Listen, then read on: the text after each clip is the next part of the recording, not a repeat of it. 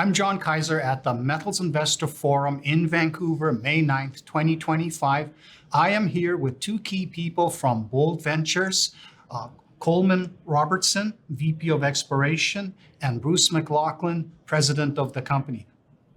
Welcome to Vancouver. Thanks, John. So Bold Ventures is a reboot of the legacy of Richard Nemes, who passed away in 2019. Nemes led multiple discoveries in 1980 to 2012, the decades when resource juniors really flourished and there were audiences paying attention to this sector. Bruce and Coleman joined Bold Ventures last year. Why is this a major development for the Bold shareholders who have been around for a long time, and what is the big difference that you guys are bringing to the story? One of the things, John, is we bring a lot of energy to the company. David Graham, who's currently the CEO, has been involved for several years, but my involvement with Bold and some of Richard's former companies, including Central Crude, dates back into the 1980s when Richard had the Eagle River Gold property. That summer, the summer of 1987, we flew in there, three of us, and literally found the mine that Wesdome is mined to this day. Years later, Richard formed Noront, and Noront, of course, had the assets in the Ring of Fire, including the Eagle's Nest nickel deposit, chromite reserves, and I spent 2.5 years working for Noront as well up in the Ring. So. Okay.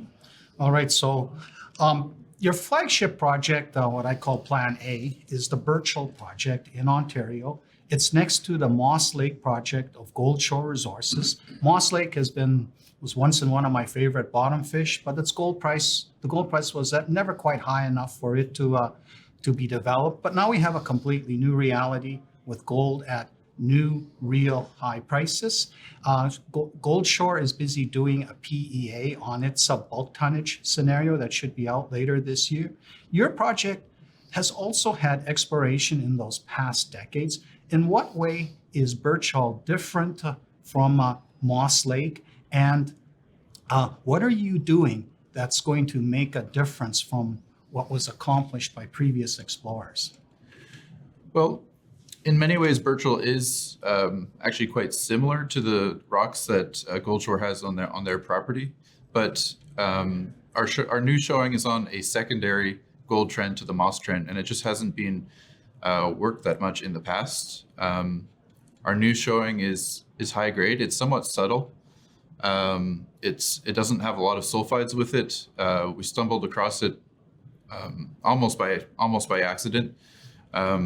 We didn't expect it to run that high, but we had grabs up to 68 grams per ton or 2.2 ounces per ton. It's in sheared volcanic rocks, somewhat similar to the shear zones that Goldshore has on their ground. I would say that just the fact that it's on that secondary trend that hasn't been looked at as much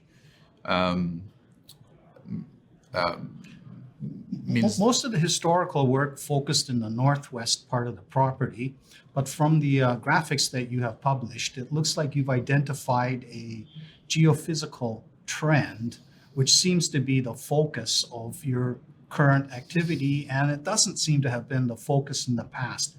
How did this come about, and why is it interesting? Well, it's interesting because it lines up with one of the secondary trends that Goldshore has outlined, as I mentioned earlier. It just hasn't been explored very much in the past. There is one showing southwest of our new showing, about 3 kilometers, which ran 42 grams per ton in the past. And so we're going to do some prospecting and soil sampling and field mapping to sort of connect those two areas, and then go further along strike to the northeast. We've interpreted a structure that crosses our property for about 10 kilometers in a magnetic low. And magnetic low often suggests the presence of alteration or faulting. So we're going to be exploring all along that structure. And that work is going to start next week. And this structure has never had drill holes really across it. No, not really. No.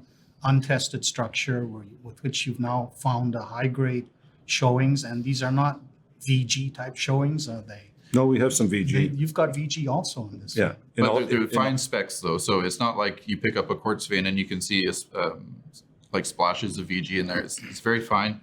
You have to use a hand lens to see it, but it's there. And so, like I said before, it's quite a subtle style of gold mineralization. There's not a lot of pyrite with it. That may be one of the reasons why this area has sort of flown under the radar before. But we're going to be exploring all along it and sampling as much rock as we see, basically, because of how subtle the mineralization is. And what sort of drill program, when you finish this target development work this summer, what sort of drill program would you want to plan for this 10-kilometer trend? We wouldn't start all along the trend. We'd start right at the main showing. We'd make sure that we nail it down and get that rock in core. We'd be starting with about 1,000 meters of drilling to start. Okay. Yeah. And is there a lot of overburden in this area so that the outcrop is sort of sporadic along this trend? There is quite a bit of outcrop actually, and so we just haven't been to most of it. We spent literally about 2 hours at the showing itself, and so we're going to be exploring right in that area and potentially outlining some more targets. But yeah, the area of the showing itself, it outcrops. In fact, we plan to bring in a backhoe and strip it off later in the summer. And we'll be able to easily strip down to outcrop there and do some channel sampling prior to drilling. Okay.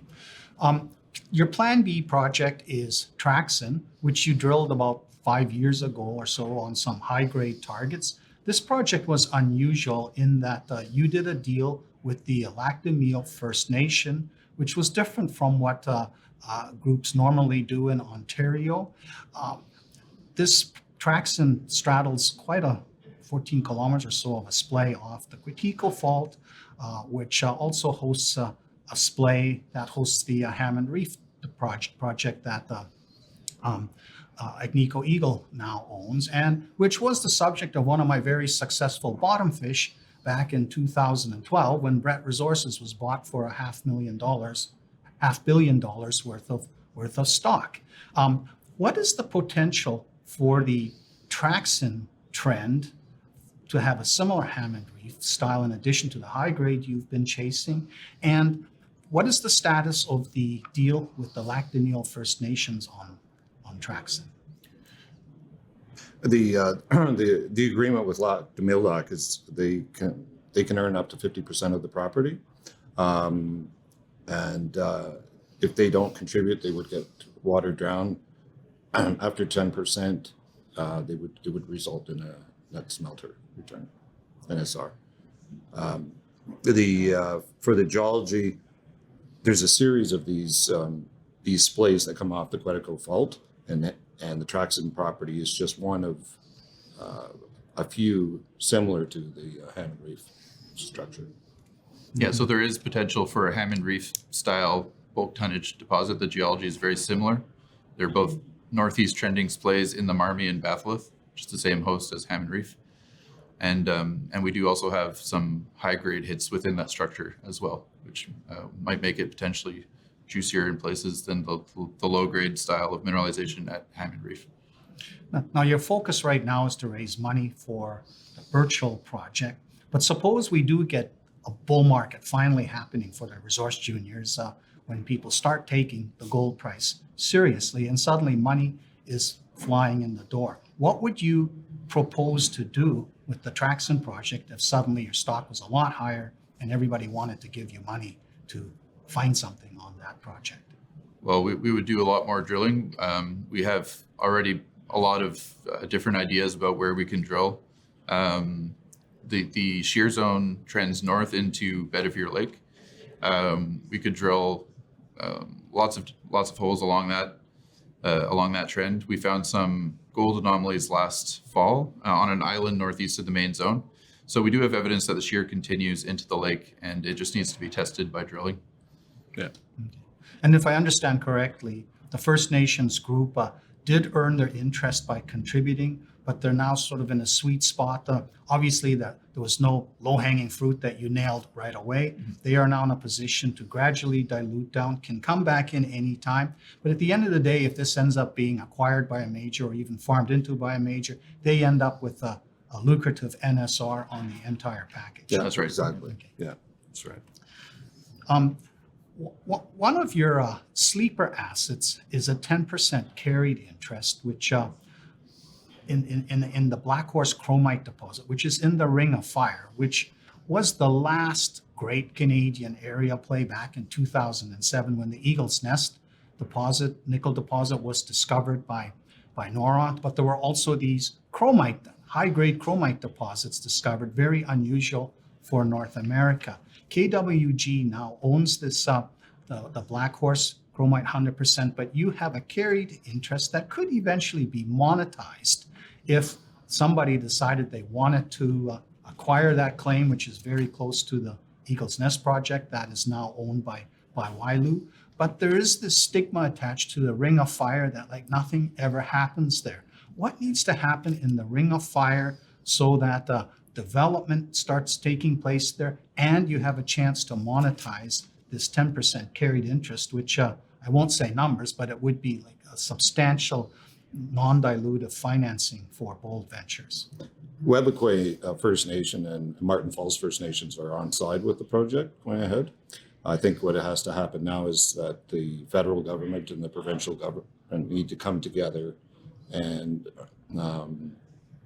approve the project and come up with the funds to build the access to the area. If that happens, then we're off and running. So it's almost a political decision to allow this transportation corridor to go into that area, which becomes the basis for jump-starting the Eagle's Nest nickel development, but which also becomes the basis for eventually mining the chromite ore and trucking it down to the Great Lakes and creating a ferrochromium smelter. Yeah, the Eagle's Nest nickel deposit would be the first thing to go into production. It's high grade and it's going to create a lot of cash. And afterwards, it would be the chromite to be mined. So this is something to keep in mind, that there is this 10% carried asset that could be worth more than the market cap of the company right now. And if this breakthrough happens, Wailu might move quickly to consolidate that particular interest so that you're not in the way with their nickel development, and allows them to start planning the future for self-sufficiency by North America for chromium supply, most of which comes from South Africa right now. Yeah. I've been speaking with Coleman, Robertson, and Bruce MacLachlan of Bold Ventures in Vancouver. Thank you, Coleman and Bruce. Thanks for Yeah, thank having you. us.